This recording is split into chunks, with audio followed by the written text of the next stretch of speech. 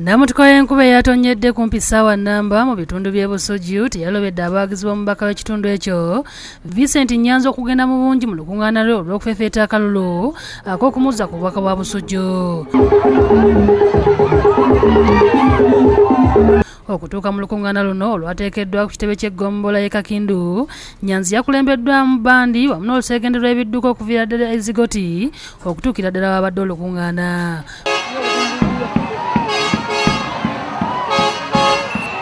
Akatuuka wakati mu namutuka w'enkuba abawagizi be baamusitudde nga ne bayimba ennyimba ezimuwaana wamu n'ekibiina ky'NRM ne Pulezidenti Museveni.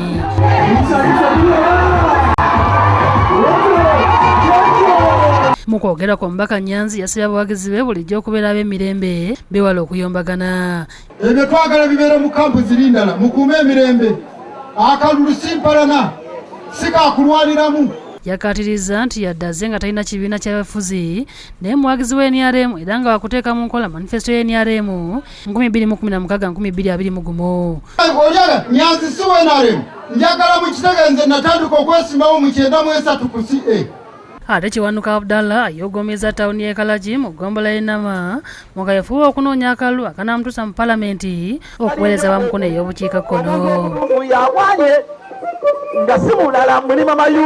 Olukuŋŋaana luno luwadde mu kabuga k'omu Kalagi lwetabiddwako banna-DP ab'enjawulo omubadde ne ssentebe w'ekibiina kya DPM Mukono Betty Namboozi Bakireke, Alana Sewanyana ssaako n'abalala bangi. Abdallah nga tannayogera wasooseewo abayimbi ab'enjawulo okuba ne Fred Ssebaale ssaako n'abadde asuna endingidi.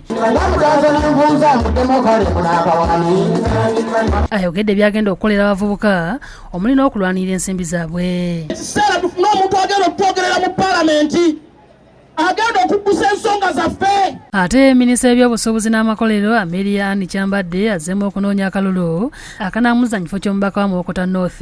Omubaka kyanajja n'agamba nti omwezi gwange omusaala gwange nja kusasula abaana bano. Atandikidde ku kyalo Bboza esangibwa mu luka gw'e Bumoozi mu disitulikiti y'e Mpigi. Asoose kusaba abantu basime byonna by'abakoledde era baleme okumwerabira. Tulina okulaba nti bayamba okusoma eby'emitwe basobole okuba nti baganyulwa mu byuma President byatusuubiza mu manifesto ye. Asuubiza okutandikira ku bintu eby'enjawulo omuli abaliko obulemu ssaako ne bakazi b'abavuzi ba bodaboda. Ebyo byensiza okusosowaza ebibiina eby'obwegassi eby'abakyala eby'abavubuka. David Musikalyankolo ne Abudu Muwonge be bakusakidde eggulire lino ku Lwabukedde TV.